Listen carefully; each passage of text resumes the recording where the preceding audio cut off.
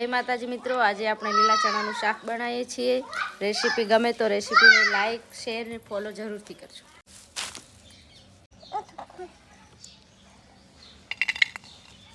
તો મિત્રો અમે ચણા ફોલી રહ્યા છીએ અને તમે જોઈ શકો છો અને હિમાંશુ ચણા ખાઈ રહ્યું છે, જુઓ છો તમે, ફોલાવતું નહીં પણ ખાઈ રહ્યું છે બેઠું બેઠું। તો વિડીયોમાં છેલ્લે સુધી બન્યા રહેજો। વિડીયો ગમે તો લાઈક કરી સબસ્ક્રાઇબ કરી નાખજો। હા ભાઈ બાબુ નાખે છે, રેડી ફોલી ફોલી। તો મિત્રો આપણે જે લીલા ચણા હતા એ બધા ફોલી નાખ્યા છે અને તમે જોઈ શકો છો એકદમ રેડી કરી નાખ્યા છે અને પાણીમાં પલાળી નાખ્યા છે।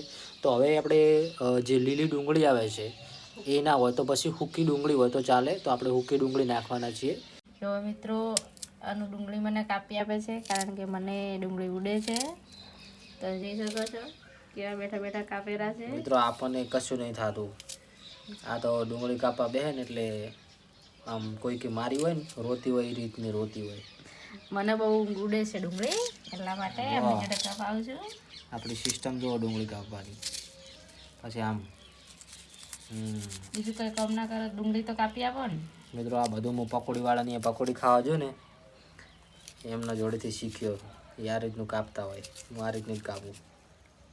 તો વિડીયો ગમે તો લાઈક કરી નાખજો, વિડીયોમાં છેલ્લે સુધી બન્યા રહેજો। તો સૂકી ડુંગળી સમાર્યા પછી આ રીતના ટામેટા પણ નાના નાના સમારી દેવાના છે અને એક નાનું ગમે એ વાટકો હોય કે વાટકી હોય એમાં રાખી દેવાના। ડુંગળી કતરા પછી આ રીતના મરચાં પણ સમારી દેવાના। તો હવે આપણે દીવાબત્તી કરી નાખી છે અને હવે આપણે રેસીપી બનાવવાનું ચાલુ કરીશું।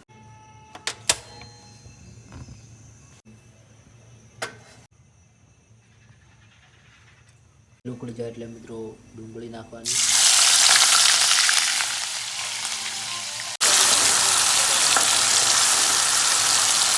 પછી એના પર લીલા મરચાં નાખી દેવાના,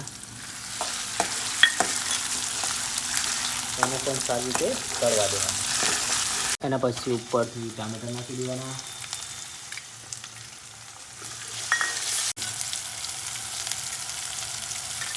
અડધી ચમચી જેટલું મરચું નાખવાનું, તમારે જેટલું તીખું ખાવું હોય એટલું।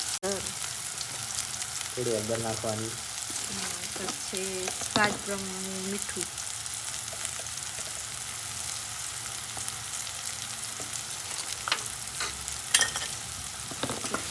થોડું કરાવી દેવાનું, પછી સારી રીતે મિક્સ કરી દેવાનું।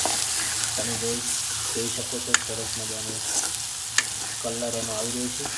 આ બધું ચડીને રેડી થઈ જાય એના પછી નાખવાના લીલા ચણા,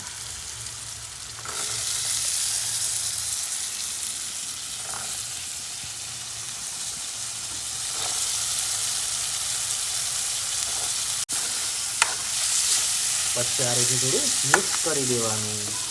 ચણા ચડે એટલું પાણી રેડી દેવાનું। તમને એવું લાગે કે આટલા પાણી ચડી જાય છે તો તમને ખબર જ હોય માપ, એ રીતનું થોડું કમ રેડી દેવાનું। અડધી ચમચી જેટલો ચડી રહ્યો આવે ને એટલે ગરમ મસાલો નાખવાનો, પછી અડધી ચમચી જેટલો ટેસ્ટ મસાલો નાખવાનો। તો હવે મિત્રો આપણે ગેસને બંધ કરી દેવાનું છે। તમે જોઈ શકો છો રસો હવે માપનો થઈ ગયો છે એટલે પછી બંધ કરી દેવાનો। શાક કમ્પ્લીટ ચડીને તૈયાર થઈ ગયું છે। હવે આપણે બનાવીશું બાજરીના રોટલા। આ છે મિત્રો આપણો બની રહ્યો છે બાજરીનો રોટલો, આપણો ફેવરેટ। આપણને ઘઉંના રોટલા નથી ભાવતા, આપણે ઓનલી બાજરીનો રોટલો જ ખાઈએ છીએ।